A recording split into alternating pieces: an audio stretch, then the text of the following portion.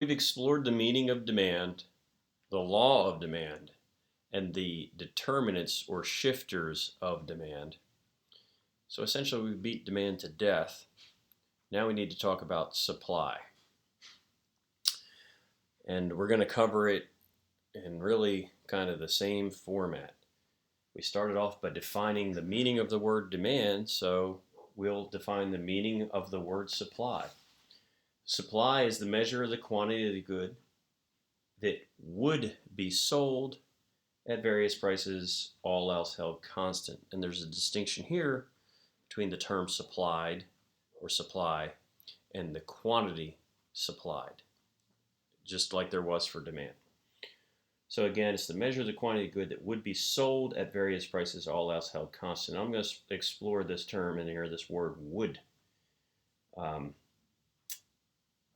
it doesn't say is, because sellers might be willing to sell a certain quantity of a good at a certain price, but that doesn't mean there's anybody out there who would purchase that quantity of the good at that price. So it would be sold, not is sold.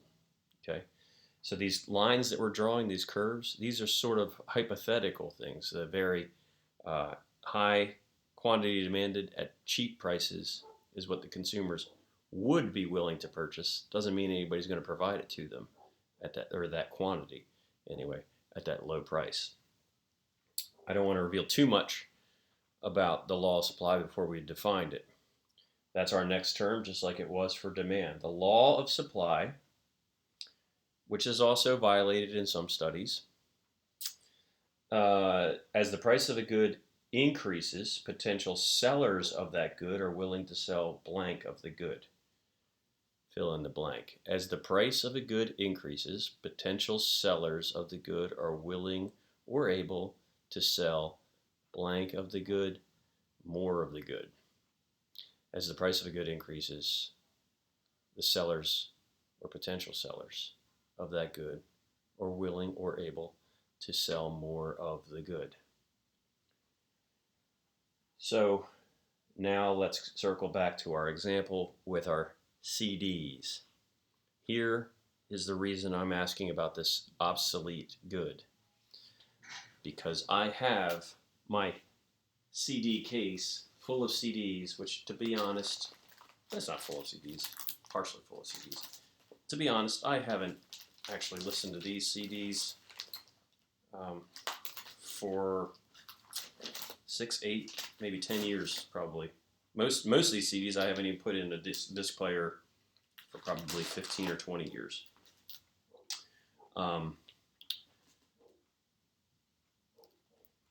There is a market for used CDs out there. I could sell these things. Probably not the recorded CDs, of course. I think that would be quite illegal, and that's really, I wouldn't get much for them. But these pre-recorded CDs, the kind that I bought, I'm free to sell those. As I said, my daughter's just bought a couple of them. She bought some used CDs. There's a market for used CDs. So the reason I'm sticking with this CD compact disc example is because I could be a seller of these things. And many of you watching this could be sellers of your used CDs that you bought perhaps a long time ago. They're in a closet somewhere at your parents' house or a basement or an attic or something like that, in a box or whatever. Many people watching this still have some of these things, just as I found, sitting around, which we could sell. That's why I'm using this example, because it's hard to put students in the mind of the seller, because we have plenty of experience as consumers, but we don't have a lot of, most of us don't have any experience as manufacturers and limited experience as sellers. But we all have some kind of junk in our lives that we could put on eBay and sell that. Now, I still have these things sitting here, as many of you do too. I have had students who have said, I already sold mine. Those of us who still are holding on to these things, the question is, what is the driving force? Why are we still holding on to them? Why have I not sold these things? It's not just because I like to use them as an example. I usually don't even have them in hand. Why haven't I sold these CDs that I could? I mean, there's money there. Not a lot, is there? The reason I haven't sold them, the reason I haven't supplied my CDs to the market or contributed to uh, supply is because I can't get a very good price for them. I mean, I could get like, you saw what some of them are, 50 cents or $1 or something like that. I could probably get for these used CDs. I do have the cases for most of those put away. But I have hundreds of CDs. Over the years, when I was an undergrad, I was very tenacious because I had done the Navy and got very motivated. I was a poor student before that, was enlisted in the Navy, became very motivated to get a degree, something about cleaning the berthing compartments, bathrooms, and everything, and the mess decks for the officers. Motivated me to get a college degree, because if you have a college degree, you can be an officer. If you don't, you're enlisted. And I had a glimpse of the other side and said, I'm done with this side of things. I'm getting a degree. If it kills me, I will get a degree. I don't care. And one thing I did along the way to make that happen was played a little. I did a number of these, but one of them that I did was a little Jedi mind trick, where I wanted to do well in school, and I knew that. So, and I also knew that, like many of you, I liked to listen to music when I was studying or doing my homework. So to keep myself motivated to do my homework or study, I wanted to have fresh new music, so I would be excited about sitting down to do that task. So because I would have done anything to graduate, I didn't worry too much about my expenses as long as they were contributing to that endeavor. So I made a commitment to myself when I was an undergrad. I told myself I will buy one new to me, sometimes they're used, but it doesn't matter, a new CD once a week for my entire undergraduate experience. And as I've mentioned in prior videos, or maybe it was on our Zoom calls, I don't remember, I have mentioned that I transferred a lot, and I made my undergraduate experience 5.5 years long. Now, I wasn't buying them so much in the summer because I wasn't studying in the summer. But 5.5 years of a commitment to buy one CD a week, we could figure out how many that is. And I hit it. I have a whole drawer, a big drawer, full, sitting vertically like this, full of CDs. These are just some kick around things that I had in my car that ended up at this house, the drawers at the beach house. I have a ton of CDs. And one thing that happens, that's one thing that happens when you commit to buying a CD a week, is that you get a ton of them. Another thing that happens is you buy some that are really stupid. Because if you're committed to buying something once a week, no matter what, you go into the store, and to follow through the commitment, you buy something that you're like, this might be good. A lot of times it's not. But I still have them.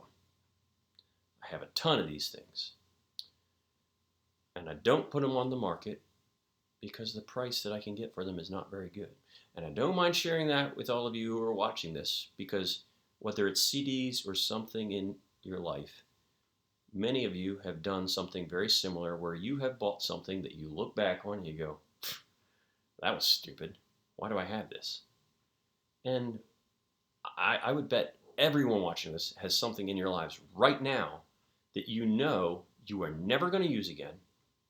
It's in a closet or an attic or whatever, your parents' closet or attic, because that keeps your costs low, by the way. And you could sell it, because we have eBay today. We could sell anything on eBay. In fact, I borrowed the term "it" from an old eBay advertising campaign, where it could be anything, because you can sell or buy it on eBay. So you have some used junk, CDs or something else, that you could be the sellers of, and as do I, as I've held up here.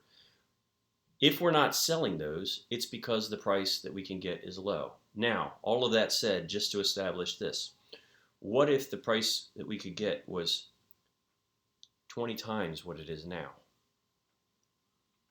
Would that convince you, or maybe you could imagine other people watching this? Do you think that could convince us to supply more of our used CDs to the market, or whatever used junk you have in your life? If you could get 4 times, or I said 10 times what you can now for it, yeah, of course, more would be supplied to the market at higher prices. So that's our law of supply, and hopefully with this little, or maybe not so little, example of our used junk, it's making sense. So with demand, we did the meaning of demand, we did the law of demand, then we did the demand curve, which is just an illustration of the law of demand. With supply, we defined supply. Hopefully we just defined the law of supply, and now we have to illustrate the law of supply to form our supply curve. So I've used the same axes here. Right now, CDs, used CDs, I can't get very much for them. Some people do sell CDs in the used market. If my daughter just bought some people are supplying them out there somewhere. So there are a few out there for sale of used CDs at the cheap prices that the sellers can get for them. If the price that we could get for them, let's say, was 10 times higher, then more of us would participate in the market and a lot would get supplied, relatively speaking. So connect those dots, boom, there is our supply curve. I put a little curvature to that. It wasn't necessary. I just kind of used to drawing it like that.